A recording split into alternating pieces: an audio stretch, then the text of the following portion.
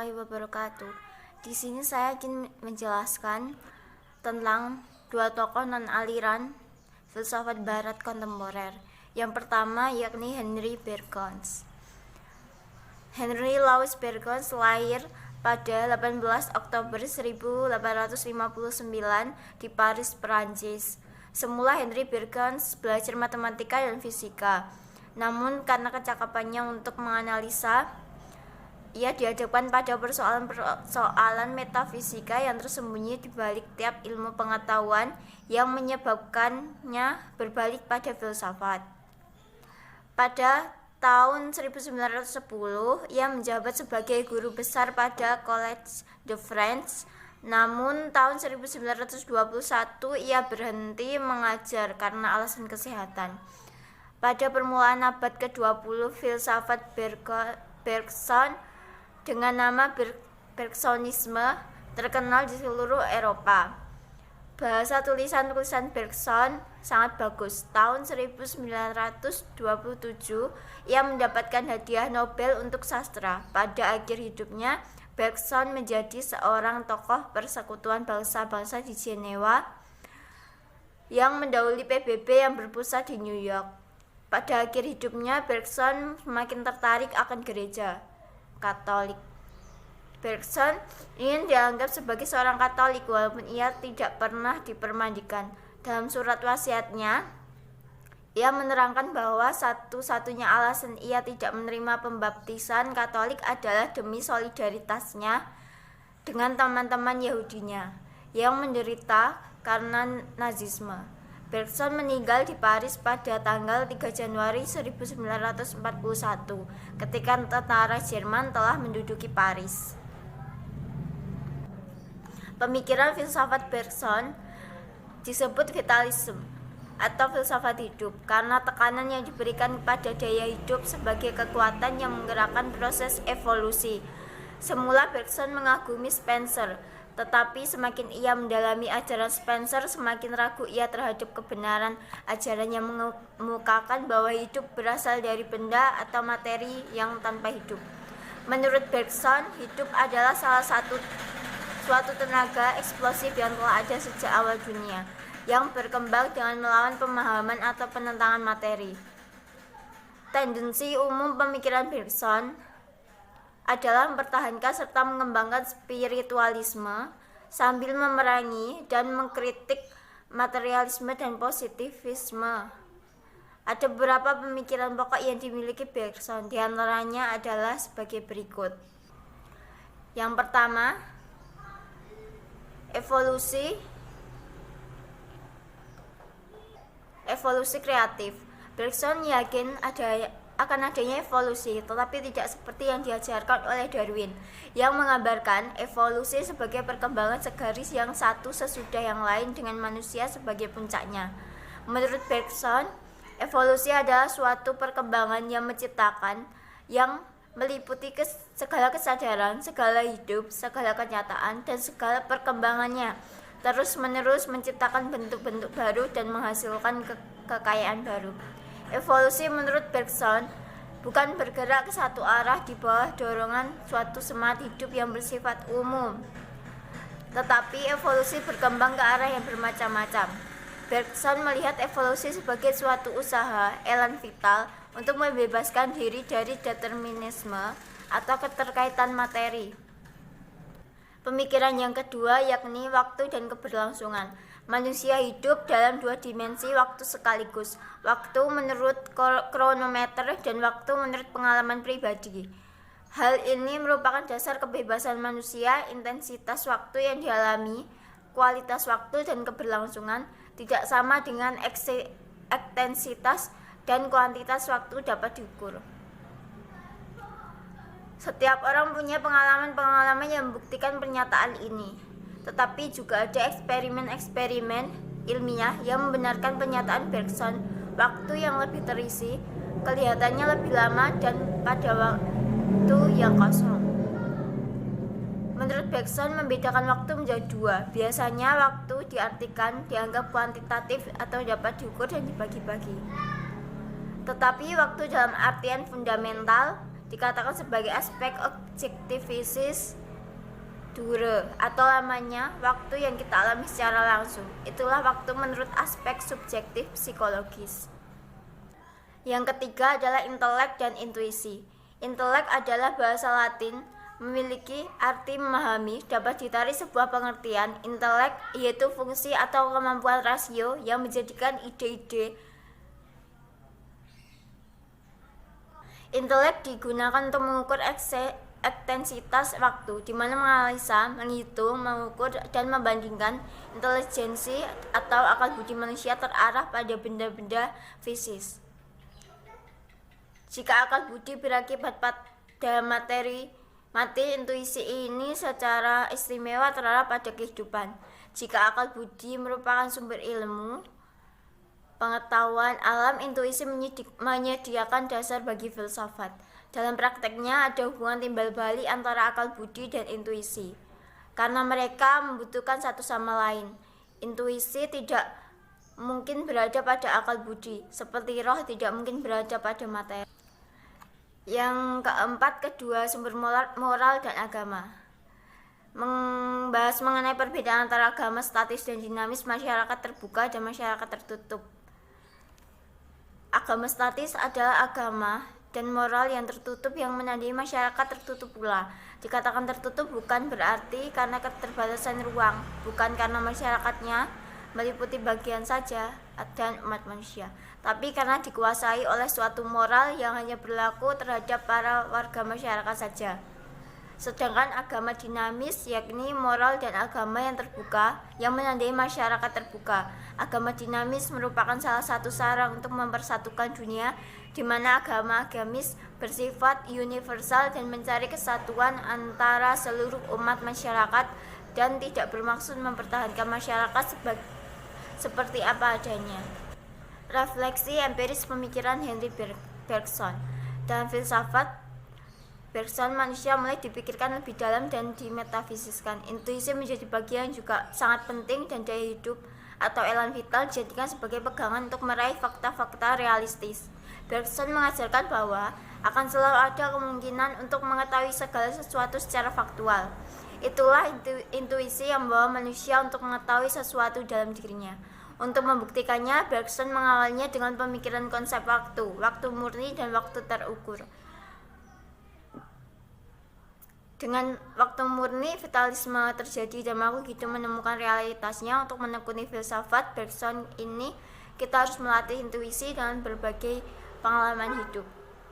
Latar belakang PT Chardin yaitu Pierre Teilhard de Chardin adalah seorang filsuf dari Prancis yang juga berprofesi sebagai paleontologis dan imam Yesuit. Filsafatnya merangkum berbagai tema seperti kosmologi, biologi, fisika, antropologi, teori sosial, dan teologi. Pierre Teilhard de Chardin lahir di Château of Sergeant of Chines, Republik Ketiga Prancis. Teilhard de Chardin berasal dari sebuah keluarga bangsawan dan dilahirkan pada tahun 1881. Orang tuanya bernama Immanuel dan Berthe Adele Teilhard de Chardin. Ia adalah anak keempat dari 11 bersaudara. Pada usia 17 tahun, ia masuk Ordo Yesuit dan ditanbis sebagai imam pada tahun 1911. Ia belajar filsafat dan teologi di Inggris. Ia sempat menjalankan tugas sebagai petugas medis Perang Dunia I. Dan setelah itu dia menjadi profesor geologi di Paris. Selama 14 tahun berikutnya, dia adalah seorang skolastik di Place de Hastings. Ia sukses di mana dia memperoleh farmasi teologisnya. Di sana ia mensintesis pengetahuan ilmiah, filosofis, dan teologinya dalam terang evolusi. Pada saat itu dia membaca Creative Evolution oleh Henry Bergson, yang tentangnya dia menulis bahwa satu-satunya efek yang ditimbulkan oleh buku brilian itu terhadap saya adalah menyediakan bahan bakar pada saat yang tepat dan sangat singkat untuk api yang telah memakan hati saya dan pikiran. Ide Brinkson berpengaruh pada pandangannya tentang materi kehidupan dan energi. Ia meninggal pada 10 April 1955 di New York bertepatan pada hari Minggu Paskah. Karya-karya tulis di Teilhard di bidang filsafat dan teologi dilarang terbit oleh Ordo Yesuit. Ia sempat dibuang ke Amerika Serikat pada tahun 1951. Ada juga banyak karya-karya yang dihasilkan oleh Pierre Teilhard de Chardin ini, seperti contohnya The Origin of Species pada tahun 1859. Ada juga The Descent of Man pada tahun 1871 dan lain sebagainya. Pemikiran filsafat PT de Chardin atau Pierre Teilhard de Chardin. Teilhard de Chardin berupaya mendamaikan antara ilmu pengetahuan modern, khususnya pemikiran teori evolusi, dengan agama Kristen. Ajaran agama yang ingin didamaikannya dengan evolusi adalah tentang ajaran penciptaan. Ia berpendapat bahwa teori evolusi tidak bertentangan dengan agama. Malah, sebaliknya, pemikiran evolusi dapat membuka kesempatan baru dan lebih luas bagi agama. Dalam usahanya ini, Teilhard de Chardin memandang seluruh kenyataan bahwa sebagai kosmos yang statis, tetapi ada proses dalam tahap-tahap perkembangan dari materi menjadi kehidupan, kemudian roh, hingga akhirnya Kristus yang universal. Evolusi secara singkat berarti perkembangan. Dalam ilmu sejarah evolusi diartikan sebagai perkembangan sosial, ekonomis, politis yang berjalan sedikit demi sedikit tanpa unsur paksaan.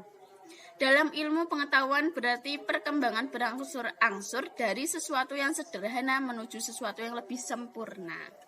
Misalnya seperti dari tumbuh-tumbuhan menjadi binatang, dari binatang ke manusia. Itu karangan dari Dahler 1991. Teilhard adalah salah satu orang di antara sedikit pemikir yang memikirkan permasalahan ini. Namun kendati demikian, evolusi batin itu sendiri tidak terlepas dari perkembangan budi manusia. Jika evolusi meliputi banyak aspek dalam kehidupan, lalu bagaimana dengan proses evolusi sendiri? Terjadi evolusi beraneka. Ada yang mengatakan proses evolusi terjadi secara serampangan atau yang dibentuk sesuai dalam perbedaan-perbedaan. Namun Teilhard de Chardin ini memikirkan hal yang lain. Ia berpikir bahwa proses evolusi adalah proses yang terjadi untuk konvergensi yang semakin meningkat. Pada akhirnya terbentuklah suatu kesatuan spiritual yang membawa pada transformasi atau sublimasi atau sebuah puncak materi. Pandangan di atas memberikan ekspektasi yang jelas bahwa evolusi bukan bersifat impersonal. Suatu proses otomatis yang terjadi di luar kehidupan manusia. Sebaliknya, karya manusia adalah penggalian yang berada pada jalur evolusi, lebih jauh dari transformasi evolusi spiritual menuju kesadaran yang lebih tinggi dan bersifat pribadi. Merupakan tugas mulia semua manusia, sebagai tugas yang disokong oleh agama. Agama dalam perjalanan evolusi atau dalam King 1980, pada masa lampau atau masa lalu, masing-masing agama merdeka satu sama lain. Mereka masing-masing terpisahkan oleh batas daerah dan konteks sejarahnya masing-masing. Refleksi empiris pemikiran PT de Chardin atau Pierre Teilhard de Chardin. Bagaimana pandangan Teilhard tentang evolusi yang akan datang? Menurut dia, hanya satu di bidang masih ada kesempatan untuk evolusi lebih lanjut, yaitu dalam nosfer. Dengan kata lain, evolusi yang menyangkut manusia. Di semua bidang lain, evolusi sudah mencapai titik penghabisannya. Manusia, katanya dalam Prakata, buku fenomena manusia, adalah poros dan garis depan evolusi. Dengan demikian, evolusi yang akan datang sangat berbeda dengan evolusi sebenarnya, sebab manusia adalah makhluk bebas. Karena itu, evolusi yang akan datang akan melibatkan kebebasan manusia. Karena itu pula tidak mustahil bahwa manusia pada suatu ketika akan memusnahkan kehidupan di bumi, termasuk dirinya sendiri. Kita ingat saja kemungkinan yang terbuka dengan ditemukannya tenaga nuklir. Teilhard tidak sepakat dengan mereka yang mengatakan bahwa seandainya manusia memusnahkan dirinya, evolusi biologis akan menuju lagi ke suatu noosfer atau manusia itu sendiri yang baru, sebab setiap tahap penting dalam evolusi hanya terjadi sekali saja dan tidak dapat diulangi. Karena itu, Teilhard yakin bahwa evolusi seluruh kosmos termasuk manusia tidak akan gagal dan krisis yang didiami manusia abad ke-20 dan yang mengakibatkan pesimisme zaman kita ini hanya merupakan krisis pertumbuhan ke arah suatu tahap yang lebih tinggi. Bagaimana tahap tersebut dapat dibayangkan oleh kita sendiri? Dengan memperhatikan fenomena yang ia sebut planetisasi, kita lihat bahwa planet kita semakin bersatu. Dalam hal ini, perkembangan teknologi memainkan peran besar. Kita ingat saja sarana angkutan seperti contohnya kereta api, kapal pesiar, dan pesawat terbang. Sarana komunikasi contohnya telepon, radio, televisi, dan lain sebagainya. Dan industri modern. Kemungkinan ini teknis sangat penting untuk merealisasikan sepenuhnya proses planetisasi, yaitu kesatuan semakin erat antara semua bangsa dan kebudayaan. Sehingga berkat suatu konsentrasi rohani atau spiritualisasi terciptalah umat manusia yang sungguh-sungguh bersatu padu.